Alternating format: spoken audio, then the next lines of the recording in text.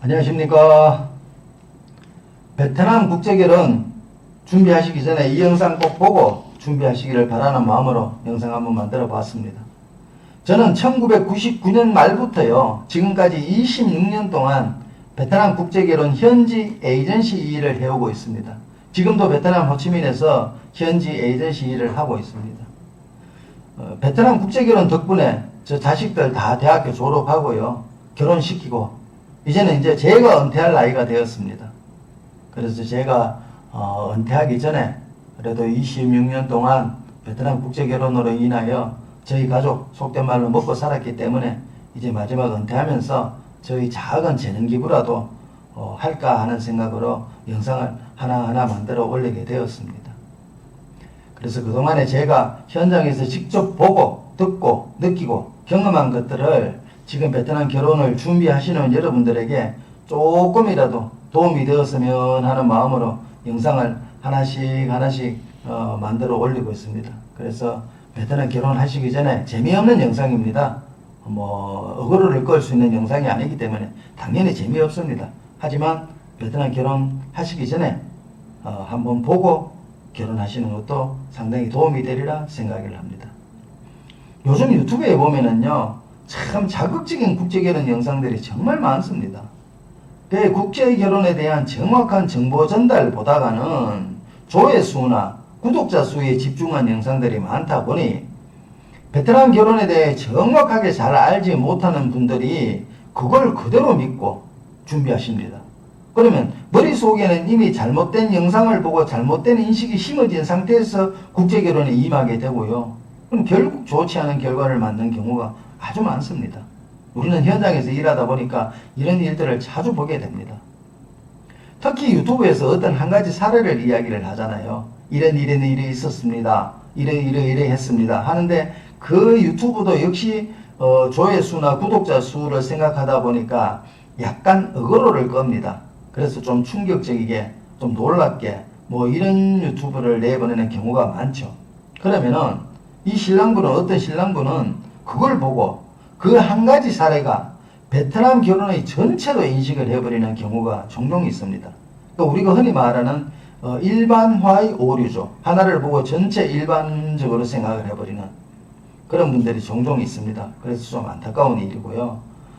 그래서 저는 앞으로 베트남 결혼을 준비하시는 분들이 베트남 결혼을 하시기 전에 꼭 먼저 알고 준비하셔야 될 부분들을 하나하나 말씀드리고 하나하나 영상을 만들어 올릴까 하고 있습니다. 첫 번째, 나는 정말로 국제결혼을 할 준비가 되어 있는가? 베트남 국제결혼 하고 싶다고 아무나 하실 수 있는 게 아닙니다. 여기에도 반드시 조건이 있습니다. 나의 경제적 조건은 부합하는가? 나의 건강은 어떤가? 내 범죄 경력은 어떤가? 한국의 주거증명은 어떤가? 이런 거. 그 법무부에서, 대한민국 법무부에서 요구하는 어떤 그런 조건들이 있습니다. 그 조건을 반드시 충족을 하셔야 되고요.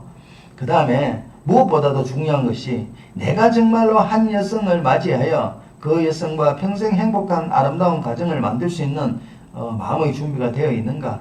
그것도 깊게 한번 생각을 해 보셔야 될 부분입니다.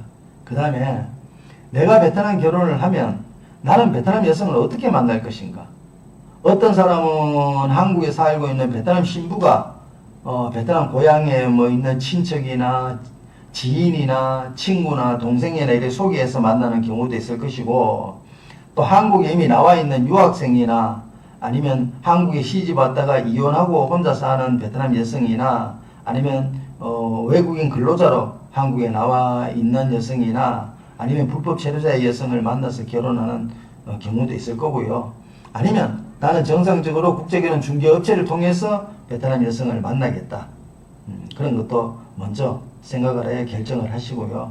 만약에 개인적인 소개나 개인적으로 만나갖고 결혼을 하실 생각이시면 정말 혼인신고는 어떻게 할 건가? 선 베트남 혼인신고를 할 것인가? 선 한국 혼인신고를 할 것인가? 어떤 것이 나에게 맞고 어떤 것이 비용적으로나 시간적으로나 안전한 혼인신고가 되는가? 그런 것도 깊게 한번 생각을 해보셔야 되고요.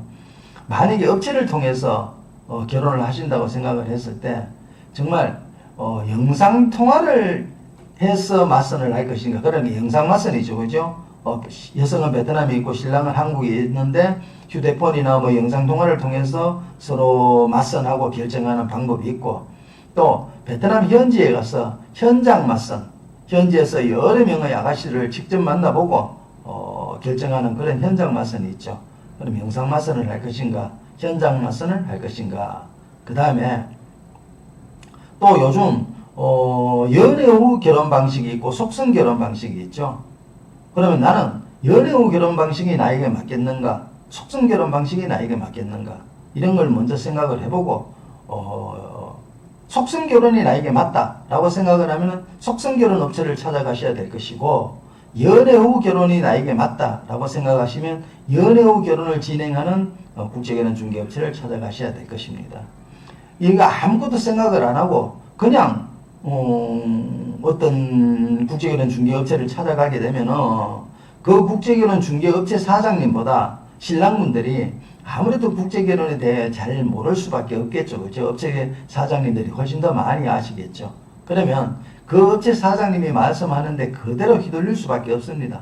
이렇게 말하면 아 이렇구나, 저렇게 말하면 아 저렇구나, 이렇게 휘둘릴 수밖에 없습니다. 그래서 내가 국제결혼을 하겠다고 생각을 하면 업체를 찾아가거나 하기 전에 여러 가지 정보들을, 정확한 정보, 그러니까 뭐 유튜브에서 어그로나 끌려고 올리는 부정확한 정보가 아니고 정말로 정확한 정보들을 하나하나 체크해 보시고 결정을 하시고 시작을 하시는 게 맞을 것 같습니다.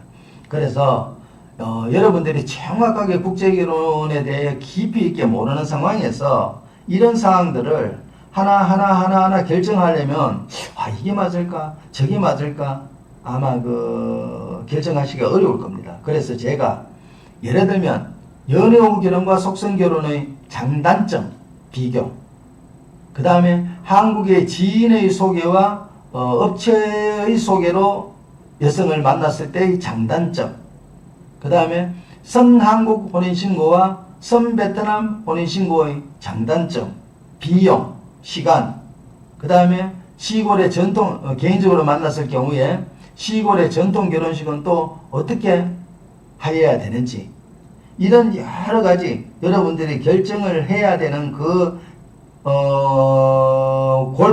골목마다 제가 이런 장단점을 각각 하나씩 올려드리도록 하겠습니다. 그러면 여러분들은 그걸 보시고 이게 내한테 맞겠구나, 이게 내한테 맞네, 미리 이런 가이드라인을 딱 정하고 업체하고 상담을 하시고 결혼을 하시면 실패를 더 줄일 수 있는 길이 아니겠는가 하는 생각을 합니다. 그 다음에 앞으로 또 여건이 되고 시간이 된다면 성공 사례, 이분은 이리 하여서 이렇게 해서 이렇게 성공을 하여 지금 행복하게 잘 살고 있습니다, 그런 성공 사례나 아니면 실패 사례, 아마 실패 사례를 올리는 일이 더 많을 겁니다. 이래서 실패, 이렇게 하면 실패, 이렇기 때문에 실패, 이런 것들을 미리 여러분들하고 공유를 하고 알려드리고 정보를 공유하도록 하겠습니다. 고맙습니다. 다음에 뵙겠습니다.